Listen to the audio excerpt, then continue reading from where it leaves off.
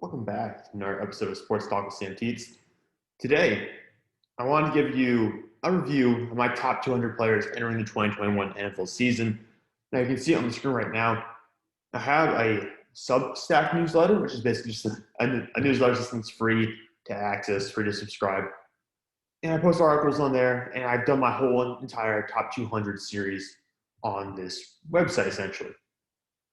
And today, we're going to run through the first 100 names in this count, so from 200 down to 100. We're going to talk about all the names, do a brief little review of each selection, and we'll go from there. We're going to start off the first part. And you can see here, we do the leading with some honorable mentions. Kevin Byard from Tennessee Titans, who's an All-Pro a couple of years ago, has not really gotten back to that form, though, so he's an honorable mention. Michael Dixon, to me, he's the best punter in the NFL, but didn't crack the top 200. Anthony Harris had a down year this past season with Minnesota Vikings, but was on an all-pro level in 2018, 2019. There's a chance he gets back to that. Shelby Harris was highly efficient when healthy. It's just that he didn't play a lot of snaps. Him and guys like Tyson Alulu for Pittsburgh just did not play a lot of snaps in their nose tackle positions. Elton Jenkins, this is a guy who probably should have been on the top 200. I just kind of missed it.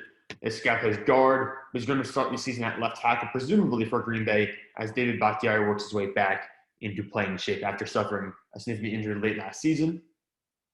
Deion Jones, another guy who really had a good chance of making the top 200. Unfortunately, didn't quite get there. Linebacker for the Falcons, one of the better coverage linebackers in the NFL, and a former Pro Bowler.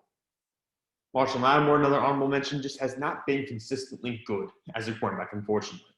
He plays well against Tampa Bay. He's done that in the past, but week to week, he's just no longer an elite corner. He's gone backwards. From when he was a rookie, it was arguably his best season. He's gone backwards since then. No longer a top 200 player. Chris Lindstrom for Atlanta, fairly good guard. Not outstanding, though. He's working his way up towards top 200, but right now, it's just an average guard that has the potential to jump into the top 200. Miles Sanders, the guy I really like. I really wanted to put in the top 200, just could not find space for him. There's a chance he has a breakout season as long as the Eagles' offensive line stays healthy. They're going to be going to him a lot with Jalen Hurts at quarterback, both in the running game and coming out of the backfield. I expect him to possibly have the breakout season that I anticipated happening last year this season. We'll see what plays out there because there's so much instability in Philadelphia right now that's kind of affected Miles Sanders' ability to get that breakout year. Corner L'Jarius Sneed was a slot corner for the Kansas City Chiefs last year, stepping to the outside role this year.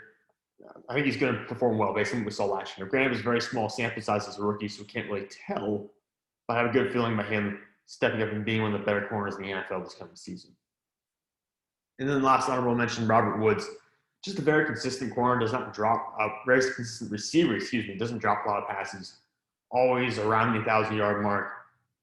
Has been on par with Cooper Kupp in the past, if not better than Cooper Kupp at times. A very good receiver, just does not crack the top 200. And I do have two guys for the road, two guys who are very close. I just included in my article that were a little bit higher than honorable mentions, but not quite on the top 200. Number 202, Logan Thomas, tight end for the Washington football team. I know he's not a great blocker. He's a former college quarterback. He's been a good receiver, though, for them. He's been one of the better receiving threats on this roster. With Curtis Samuel hurt and banged up, he might again be that guy alongside Terry McLaurin. And then 201, Trevor Lawrence. It's hard to predict for the rookies. There are a couple of rookies in the top 200. Trevor's walking into a situation with a very average, so slightly below average offensive line. And I think that could really affect his play in 2021, which is why he's outside the top 200. All right, inside top 200, first player on the list, Jadeveon Clowney. He's the 23rd ranked edge rusher on the top 200. And granted, this is based mostly on his past success. He's not been that high-level player the past 2 or 3 years. But he's still one of the better run defenders in the NFL, one of the more versatile players in the NFL in terms of the speed and the ability to set the edge and chase down running backs. So even if he does not get 10 sacks a year, he's not getting even 8 sacks a year. He's still one of the better run defenders in the league. So if he stays healthy, he's going to be up there for edge rushers. I have a 23rd in the edge class, number 200 overall. Number 199, Chris Carson. He's the 21st running back to make an appearance.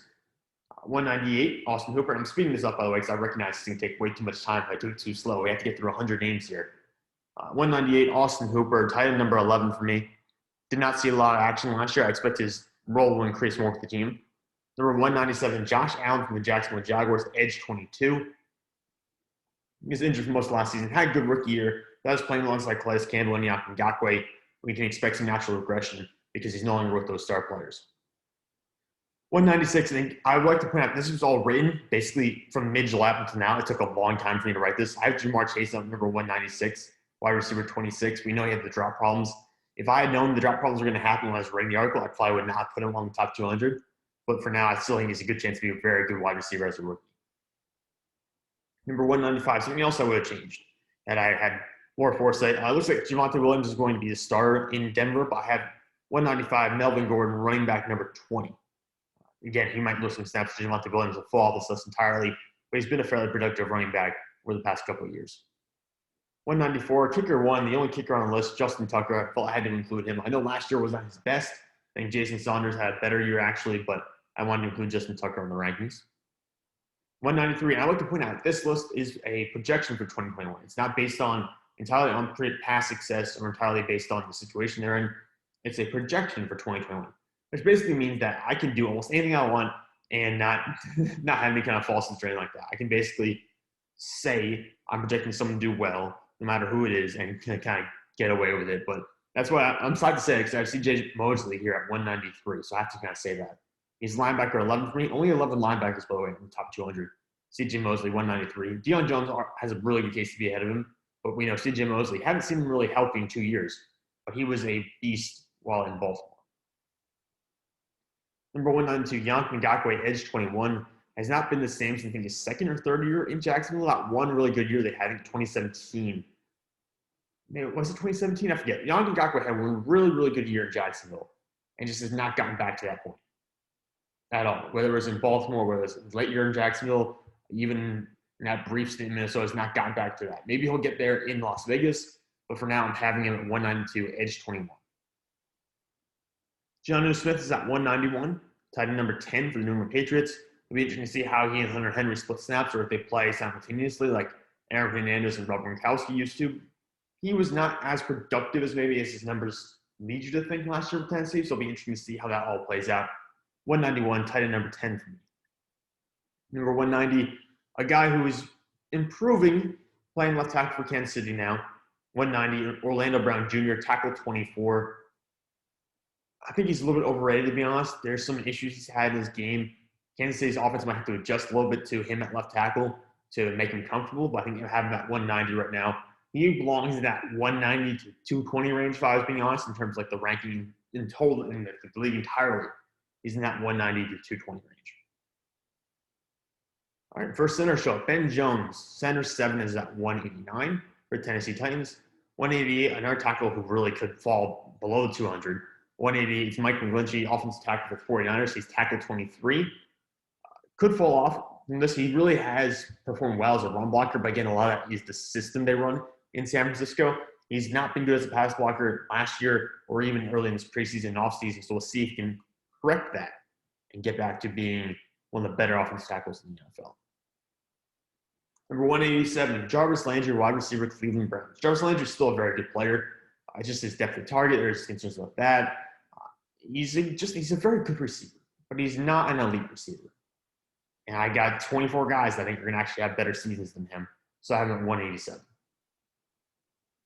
Number 186, Mekhi Becton, offensive tackle 22 for the New York Jets. Huge guy, came out before much better than people anticipated last year. I'm projecting for a little growth here. Should have a very good season.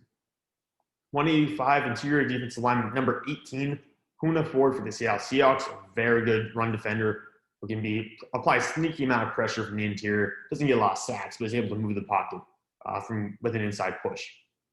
184, guys up there in age and probably declining a little bit. Jerry Hughes is edge 20 for me. I think he'll see a lot fewer snaps this year now that they've brought in so many young players into Buffalo, but I still think he's an effective edge rusher when used properly. And might even be more productive or more efficient if he's used in a rotational role this year.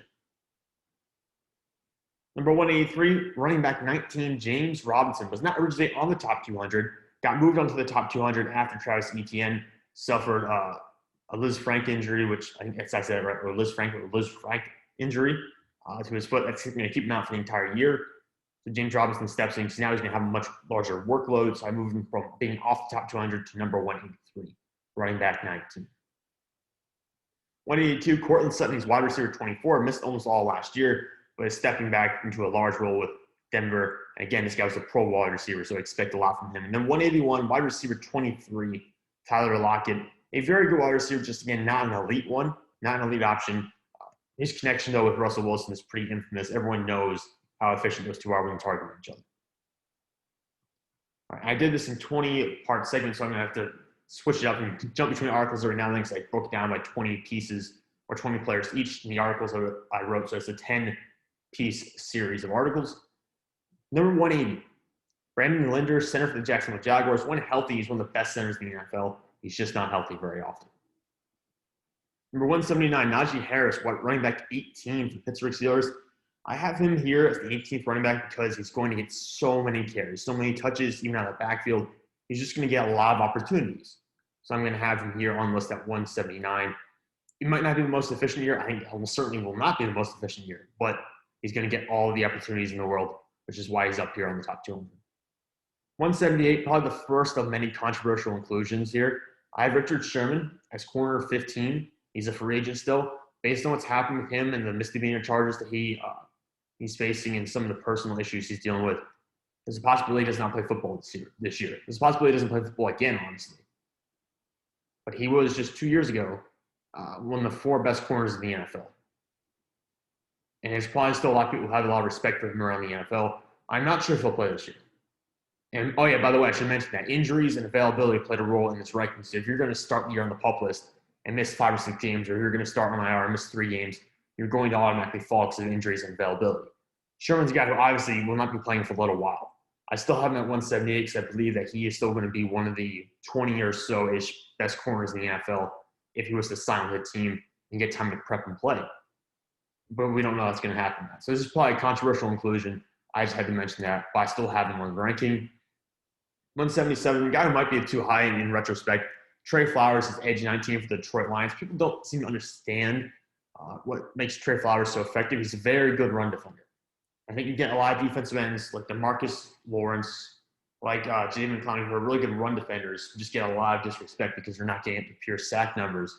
Trey Flowers is a very good run defender. Has not been as good for Detroit as he was in New England, which I think is why he gets a lot of hate by getting edge 19 from me. 176, the player I'm banking on bouncing back and having a bit of a better year than he did last season. So last year was not a top 200 player.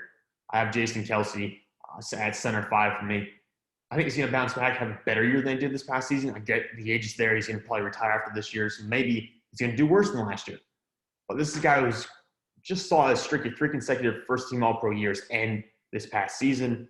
He's getting Brandon Brooks back. Lane Johnson's going to come back and be healthy. Jordan Mailata is stepping into a bigger role. I think Kelce can have a better season this year than he did last season. Number 175, a guy who's going to miss the first 3 games of the year, which I didn't know when I was writing this article. This was posted or was getting edited about a month ago. Stephon Tuitt, interior defensive line number 17 for the Pittsburgh Steelers.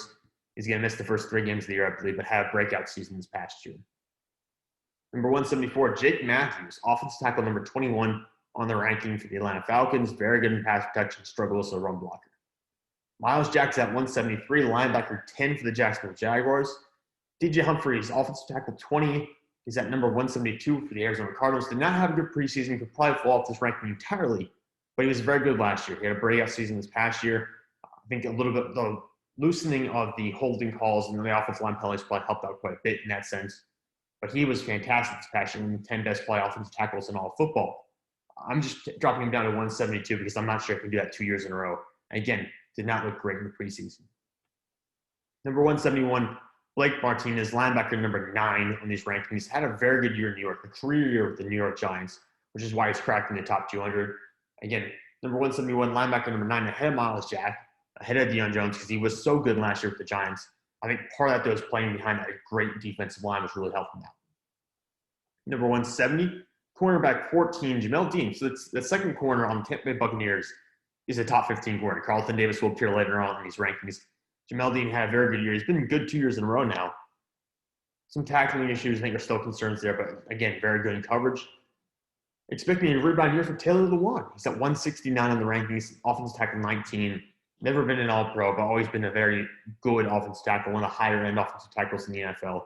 Getting up there in age, but I think he'll be good in their role and even play in a Derrick Henry-led offense. Number 168, another guy dealing with injuries, Kenny Galladay, wide receiver 22 for the New York Giants.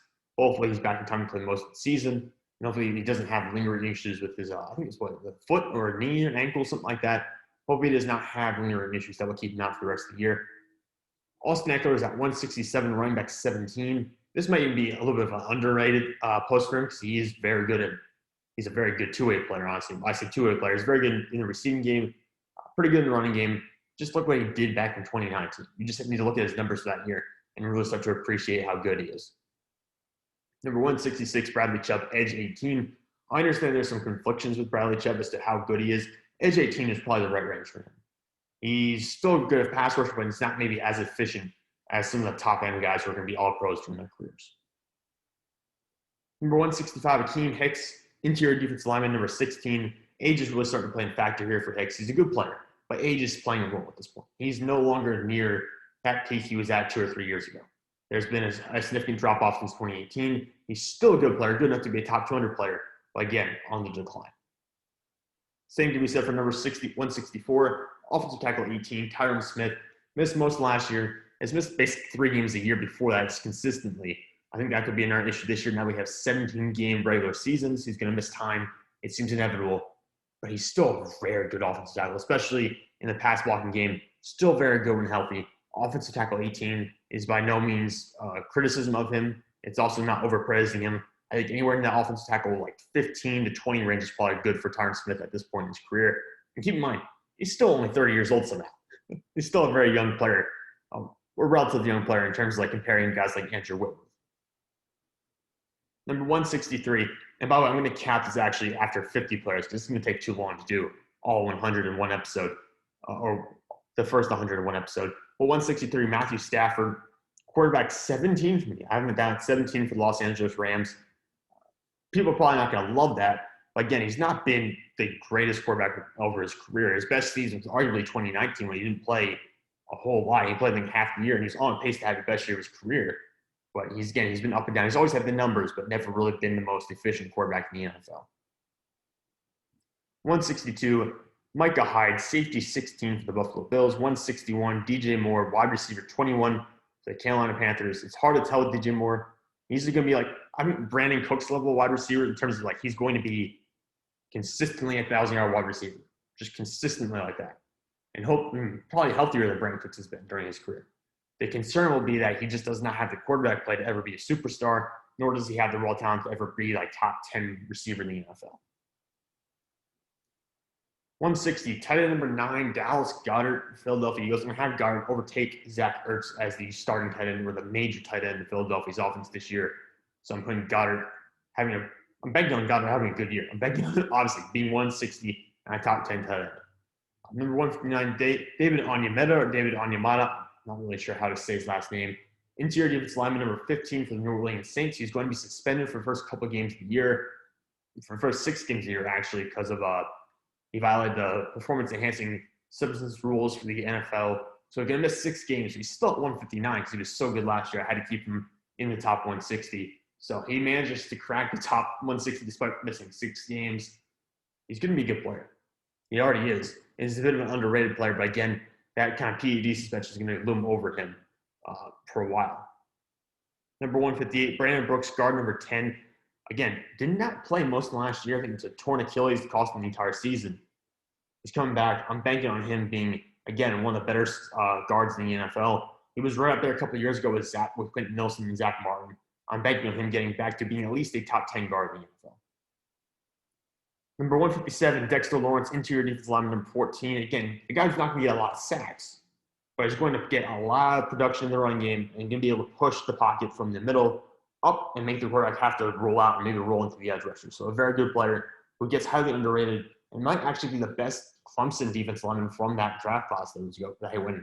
They also featured Christian Wilkins and Cleveland Ferrell, who are both higher picks in teams. Number 156, Carlton Davis. This is where the second Tampa Bay corner comes in. It's cornerback number 13. So neither of them are top 10 corners in my opinion, but they're both top 200 players and both top 15 corners.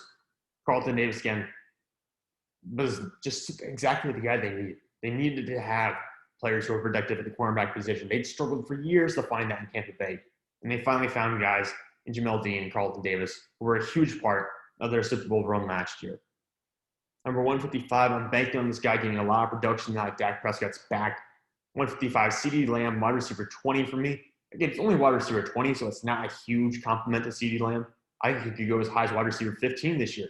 I really love what I saw from him when he had competent quarterback play this past year. I think he's going to be very good. He's going to be a 1,000-yard wide receiver this year. I feel very comfortable saying that. Number 154, Calais Campbell, interior defensive lineman number 13 for the Baltimore Ravens. I understand some people might think he's a little bit too old to be this high on the list, and I can understand Boyd last year saying it was his worst year and arguably since his rookie season. I can understand both those things. Again, I am banking on predicting here. I'm predicting what the season is going to look like. Calais Campbell, to me, is going to be healthier this year than he was last year, and is going to get back to being a very productive player. Again, not even in top 10 interior defensive line, but still a productive enough player to be a top 200 player. Number 153, Damian Harris. This is a real leap of faith here. Harris looked very good for the Patriots last year. Again, they brought in Stevenson. They brought in a bunch of guys this offseason. Again, they just do this all the time into the running back room. But they got rid of Sony Michel. Damian Harris was good enough last year. They felt comfortable moving off of Sony Michel. And Damian Harris is my 153rd player in the top 200, my running back 16. I believe they're going to use him, maybe not as much as I would like them to, but they're going to use him enough to justify putting him in the top 200.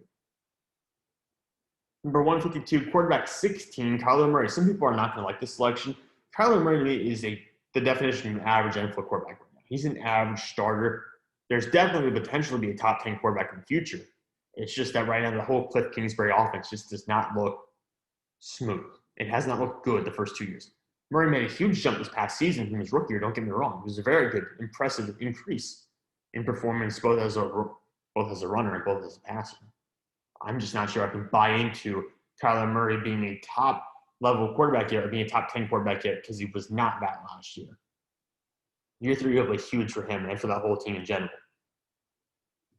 Number 151, J.C. Tretter, center number 4 for me for the Cleveland Browns. That whole offensive line for Cleveland just stacked. And number 150, I'm going to end it here, or at least this video, and I'll do another one later on. Running back number 15 for the Cincinnati Bengals, Joe Mixon, was really good in, I think, 2018. Was solid in the back half of 2019, where he got most of his production after having to adjust to a very bad offensive line, and then missed most of the past year. Playing behind that offensive line is still going to be very questionable for him. I don't really know if the production will come consistently. It'll probably come in spurts like it did in 2019 because the offensive line is, again, it's not fixed. It's not better. It's better, but it's still nowhere near where it needs to be. So I'm going to leave Joe Mixon at 150, running back 15. That's going to close up this first edition of the Top 200. Thank you all for watching. And please feel free to tune in the next video or just go check out the article. You can go find it. This whole newsletter is pinned on my Twitter account at Sam_Teets33. It's my pinned tweet. You can go click on that and you can go ahead and just view the articles for yourselves right there. Again, it's free. There is an option to subscribe with your email so you can get updates on all the latest content I have. You don't have to do that if you don't want to, but again, it is totally free, and I appreciate you checking that out. But for now, have a good day.